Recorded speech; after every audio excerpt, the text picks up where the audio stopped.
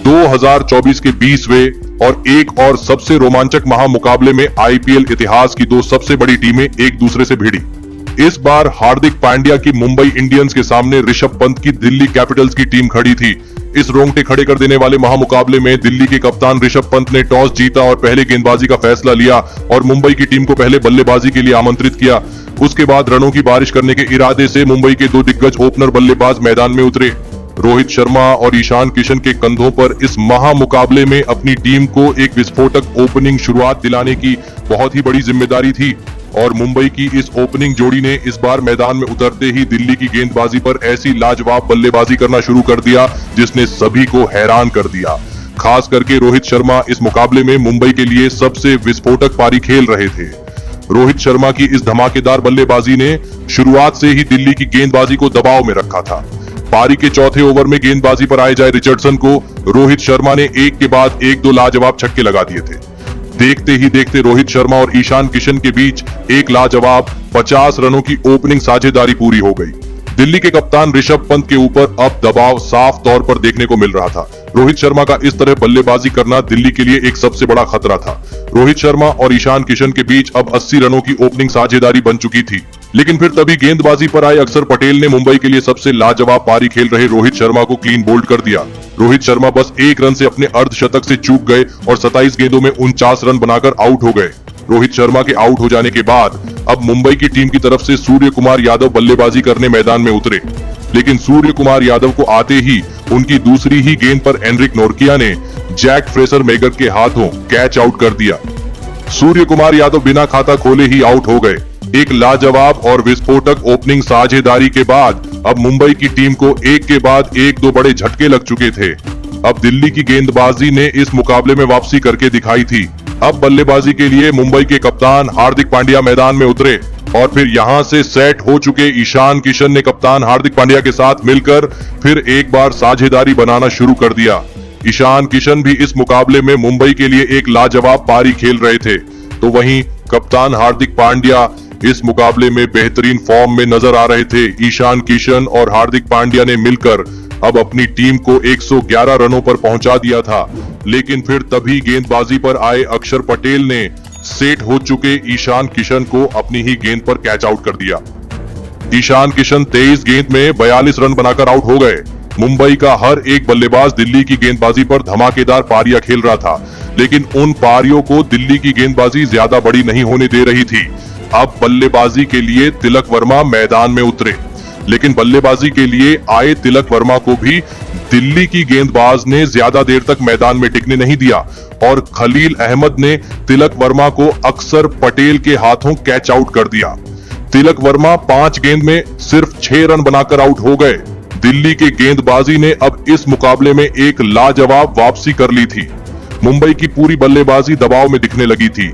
अब बल्लेबाजी के लिए टीम डेविड मैदान में उतरे, लेकिन दिल्ली की गेंदबाजी अब मुंबई की इस बल्लेबाजी को हाथ खोलने का ज्यादा कोई मौका नहीं दे रही थी, जिस वजह से मुंबई के लिए रन आने पूरी तरह कम हो चुके थे। लेकिन अब अंतिम ओवरों में मुंबई की टीम को किसी न किसी खिलाड़ी से एक विस्फोटक पारी की सबसे ज्यादा जरूरत थी और इस जिम्मेदारी को अपने कंधे पर उठाते हुए टीम डेविड ने इस मुकाबले में अब अपने हाथ खोलने शुरू कर दिए। कप्तान हार्दिक पांड्या के साथ मिलकर अब टीम डेविड ने दिल्ली की गेंदबाजी पर पलटवार करके दिखाया था। टीम डेविड की इस विस्फोटक बल्लेबाजी ने अब फिर एक बार मुंबई की टीम की इस मुकाबले में वापसी करवा दी थी। कप्तान हार्दिक पांड्या के साथ मिलकर अब फिर एक बार टीम डेविड ने मुंबई की टीम के लिए सबसे लाजवाब साझेदारी बना दी थी। अब दिल्ली के कप्तान ऋषभ पंत फिर एक बार दबाव में दिखने लगे थे, क्योंकि टीम डेविड और कप्तान हार्दिक पांड्या की यह साझेदारी रुकने को तैयार नहीं थी। देखते ही देखते कप्तान हार्दिक पांड्या और टीम डेविड के बीच एक धमाकेदार अर्धशतकीय साझेदारी पूरी हो गई।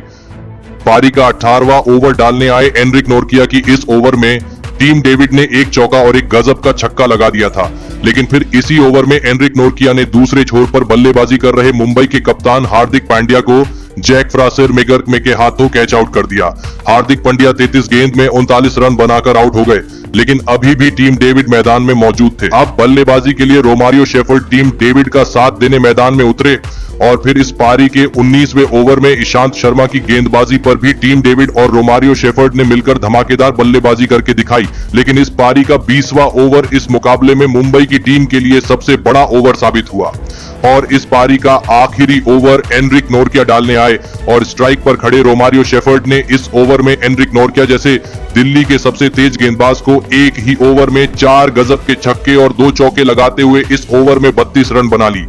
रोमारियो शेफर्ड की यह बल्लेबाजी देखकर खुद मुंबई के खिलाड़ी भी आश्चर्यचकित थे।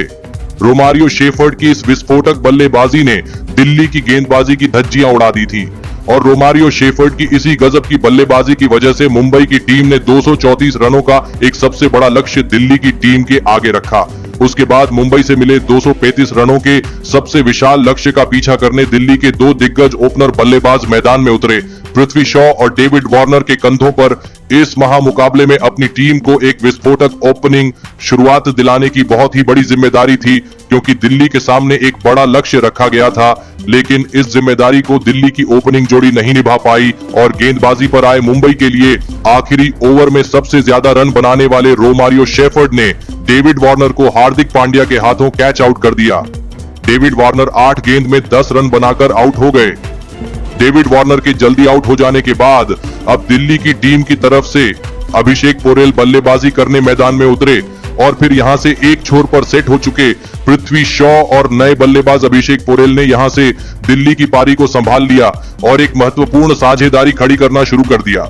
लेकिन इसके बावजूद मुंबई की गेंदबाजी इस मुकाबले में दिल्ली के इन 2 बल्लेबाजों को हाथ खोलने का कोई भी मौका नहीं दे रही थी। रिक्वायर्ड रन रेट का दबाव लगातार दिल्ली के बल्लेबाजी पर बढ़ने लगा था।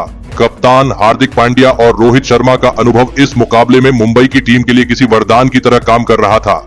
लेकिन इसके बावजूद अब पृथ्वी शॉ ने अपने हाथ खोलने शुरू कर दिए और फिर पारी का 8वां ओवर डालने आए पीयूष चावला के एक ही ओवर में पृथ्वी शॉ ने 2 चौके और एक शानदार छक्का लगा दिया और फिर पारी के 9वें ओवर में पृथ्वी शॉ ने गजब का चौका लगाते हुए अपना इस मुकाबले का शानदार अर्धशतक पूरा कर लिया।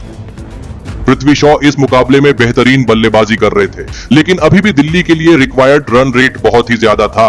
दिल्ली की बल्लेबाजी को दोनों छोरों से अब रन बनाने जरूरी थे और फिर इसी दबाव में बल्लेबाजी कर रहे पृथ्वी शॉ को जसप्रीत बुमराह ने क्लीन बोल्ड कर दिया। पृथ्वी शॉ 40 गेंद में 66 रन बनाकर आउट हो गए। दिल्ली की टीम ने पृथ्वी शॉ जैसे सेट बल्लेबाज को एक गलत मौके पर खो दिया था। मुंबई की गेंदबाजी ने अब दिल्ली के रन आने भी पूरी तरह खत्म कर दिए थे, लेकिन बल्लेबाजी के लिए आए ट्रिस्टन स्टब्स ने आते ही मुंबई की गेंदबाजी पर बड़े शॉट खेलना शुरू कर दिया था और फिर एक बार अभिषेक पोरेल के साथ मिलकर दिल्ली की टीम के लिए एक और महत्वपूर्ण साझेदारी बनाना शुरू कर दिया। ट्रिस्टन स्टब्स की इस धमाकेदार बल्लेबाजी ने अभी भी दिल्ली की टीम को इस मुकाबले में जीवित रखा था, लेकिन तभी दूसरे छोर पर सेट हो चुके अभिषेक पोरेल को जसप्रीत बुमराह ने टीम डेविड के हाथों कैच आउट कर दिया। अभिषेक पोरेल 31 गेंद में 41 रन बनाकर आउट हो गए। दिल्ली की टीम के लिए अब परेशानियां बहुत ही ज्यादा बढ़ाने वाली थी, क्योंकि अब आखिरी 5 ओवरों में दिल्ली को जीत के लिए 91 रनों की आवश्यकता थी। अब बल्लेबाजी के लिए खुद कप्तान ऋषभ पंत मैदान में उतरे थे।